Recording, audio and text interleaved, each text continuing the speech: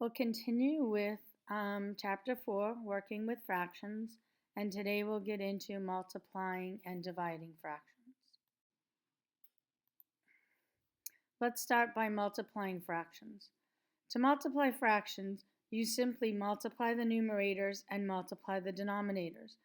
An example, negative 2/3 times 5/7 equals negative 2 times 5 over 3 times 7, which is negative 10 over 21. And in the second example, negative 7/8 times 3/5 would be negative 7 times 3 over 8 times 5, which is negative 21 over 40. Now, when a fraction is negative, the negative sign can either go with the numerator or the denominator. It typically goes with the numerator. The process for multiplying fractions is you can reduce fractions by dividing a common factor from a numerator and a denominator first. And I'll show you how to do this in the next slide. And then you multiply numerators, multiply denominators, and then reduce to lowest terms if necessary. If you reduce in the beginning, you may not have to reduce at the end. You can only multiply two fractions together. When one of the fractions is a whole number, you must first make it into a fraction by putting it over a denominator of 1. In this example, we have 38 times 1/5. So since 38 is a whole number, not a fraction, I need to turn it into a fraction by putting it over a denominator of 1. So I end up with 38 over 1 times 1 over 5, which equals 38 over 5. All answers for multiplication problems need to be in lowest terms. To achieve that, you can reduce the fractions before you multiply or after you multiply. I prefer to reduce before I multiply because then I am multiplying with smaller numbers. You can only reduce a numerator with a denominator.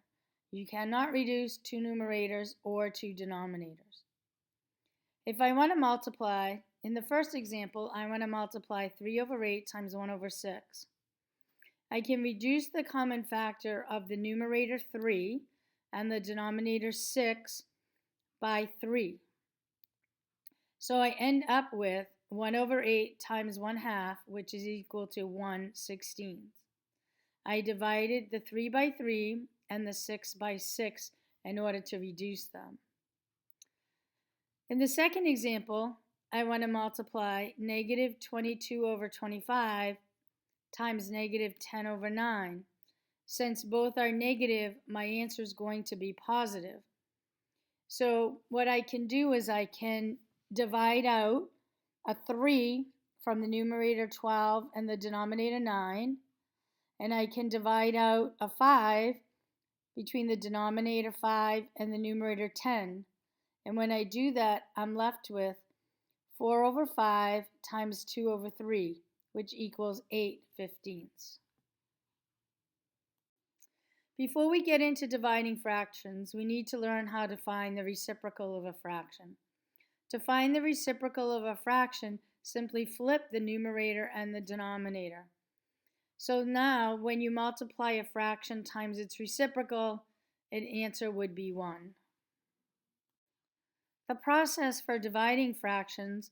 So to divide fractions, we change the division to a multiplication by leaving the first fraction alone, changing the division sign to a multiplication sign, flipping the second fraction, and then multiplying the fractions as we normally would, and then reduce the answer if necessary.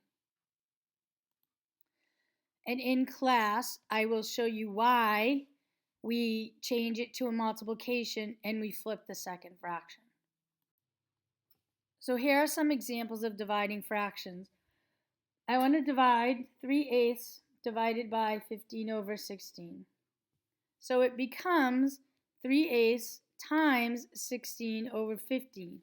I left the first fraction alone, I changed it to a multiplication, and I flipped the second fraction. So then when I do the multiplication, I can do some reducing. 3 goes into 3 once, 3 goes into 15 5 times, 8 goes into 8 once, 8 goes into 16 twice, and when I multiply that, I'm left with 2/5. You can only divide two fractions. If the first term or the second term is a whole number, it must be made into a fraction by putting it over a denominator of 1 before you can do the operation. So in these examples, I have 4 divided by 2/5. It would become 4 over 1 times 5 over 2. And then I can do some reducing and I do the multiplication and I'm left with 10. If I have, in another example, if I have 6 over 11 divided by 7, it becomes 6 over 11 divided by 7 over 1, which would become 6 over 11 times 1 over 7 equals 6 over 77. Sometimes the division of a fraction is represented by a fraction over a fraction. This is called a compound fraction. It translates to the top fraction divided by the bottom fraction, and then you would divide. So if I have 1/2 divided by 7/10, it becomes 1/2 divided by 7 over 10, which equals 1/2 times 10 over 7, which equals 10 over 14, which is the same thing as 5 over 7.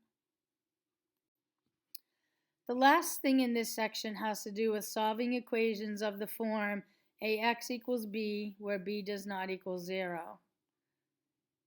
To solve the equations of this form, you make the fractional coefficients equal to 1 by multiplying by its reciprocal. Then multiply both sides of the equation by the reciprocal. If I want to solve 2/3 x equals 4 over 9, I would multiply both sides by the reciprocal of 2/3, which is 3/2. When I do that, the left side, I end up with just x. And on the right side, I would do the multiplication, and I would end up with 2/3.